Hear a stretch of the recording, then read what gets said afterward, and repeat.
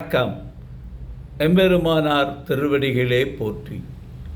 இன்று நாம் மிக அற்புதமாக திருப்பாவையை நாம் ஆண்டாளுடைய ஆசைகளுடன் நாம் சேவிக்க உங்களை எல்லாம் நான் அழைக்கிறேன்.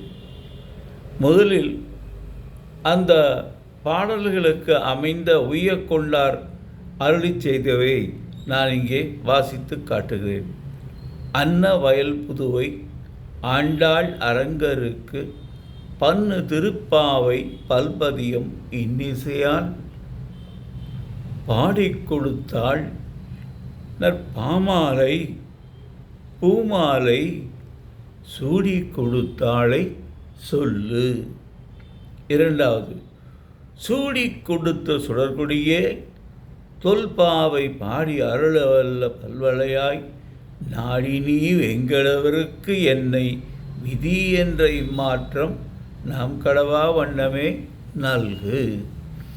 இந்த 2 பாசுரங்களும் தான் இந்த திருப்பாவை இருக்கின்ற 30 பாடல்களுக்கும் முதல் பாசுரம் போல அமைந்திருக்க பாசுரங்கள்.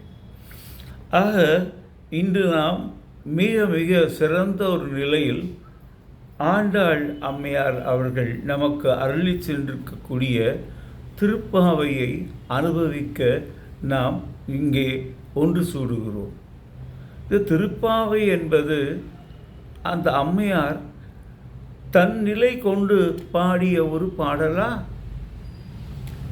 அவர் நிலை கொண்டு பாடியதுதான் என்றாலும் கூட நாம் அனைவருக்காகவும் அவர்கள் பாடியவைகள்.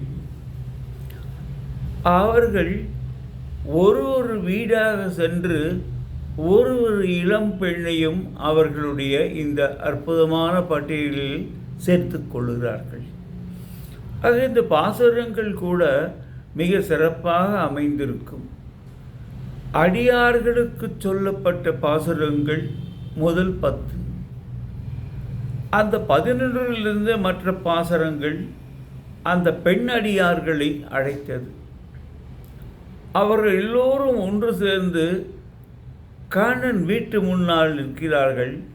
அங்கே இருக்கக்கூடிய தோழர் என்ன சொல்கிறார் என்பதையும் இவர்கள் என்ன சொன்னார்கள் என்பதையும் சொல்லப்படுது. கண்ணனை மட்டும் அழைத்தால் போதுமா? நமக்கு முக்கியம் யார்? கண்ணனுடைய மனைவிதானே. அவர்கள் நம்ம இருக்கிறார்கள் என்றால் அவருக்கும் ஆசை தானாகவே வந்துவிடும். ஆகவே அவர்களை அழைப்போம் என்று அந்த அம்மையாரை அழைத்துக் கொள்கிறார்கள். அவர்களும் இவர்களோடு சேர்ந்து வருகிறார்கள். இவர்கள் எல்லோரும் நம்முடைய கண்ணனிடம் சென்று பாடிய பாடல்கள் அங்கே இருக்கின்றது. நிறைவான ஒன்று என்ன, நமக்கு என்ன பலன் கிடைக்கும் என்பதையும் இந்த பாசுரத்திலே அமைத்திருக்கிறார்கள்.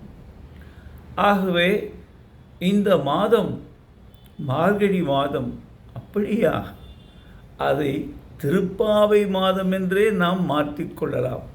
சாதாரண பாடல்களா பாவை என்று அழைக்க? இது திருப்பாவை. ஆகவே நமக்கு கையிலெல்லாம் கொடுக்கக்கூடியது இந்த திருப்பாவை தான். ஆக இந்த திருப்பாவையை நாம் எல்லோரும் சந்திக்க வேண்டும், சிந்திக்க வேண்டும். ஆக சந்திப்பது, பாடல்களை படிப்பது, சிந்திப்பது என்பது அந்த பாடல்களை உள்ளில் இருக்கக்கூடிய அர்த்தத்தை கொண்டு. இப்பொழுது நேரடியாக பார்த்தால் அந்த பாடல்கள் எல்லாம் என்னவாக அமையும் என்று நீங்கள் பார்த்தால், கடவுளை சேவிக்க செல்வதற்காக எந்த முறை செய்ய வேண்டும் என்பதைத்தான் காட்டக்கூடியதாக இருக்கிறது. ஆக இதிலே பல சிறப்புகள் அமைந்த நிலையை நாம் காண்கிறோம். அவைகளை தினமும் ஒரு பாசுரமாக அனுபவிக்கிறோம். அதுதான் அவர்களுடைய எண்ணமும் கூட. 30 பாசுரங்களை மாதத்திற்கு தகுந்தாற் போல ஒரு பாசமும் ஒரு நாளுக்கு என்றும் நிறையான பாடலில் அவர்களுக்கு கிடைத்த வரத்தையும் அவர்களுக்கு கிடைத்த சிறப்புகளையும் சொல்லுகின்ற பாசுரம்தான் கடைசி 30வது பாசுரம். ஆகவே உங்களுக்கு நான் கொடுக்கும் இன்பம் கட்டளை, தயவு செய்து தினம் திருப்பாவை 30ஐயும் நீங்கள் சேவியுங்கள்.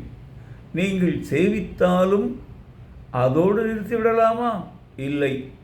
அந்த திருப்பாவையை சிந்திக்கத்துக்கு ஒரு பாவை இங்கே இருக்கிறானே, அவன் என்ன சொல்லுகிறான் என்பதை நீங்கள் தினம் கேட்டு சிறப்பிப்பதுதான் ஆண்டாளுக்கு நீங்கள் கொடுக்கும் முதல் மரியாதை என்று சொல்லி நிறைவு செய்கின்றேன். வணக்கம்.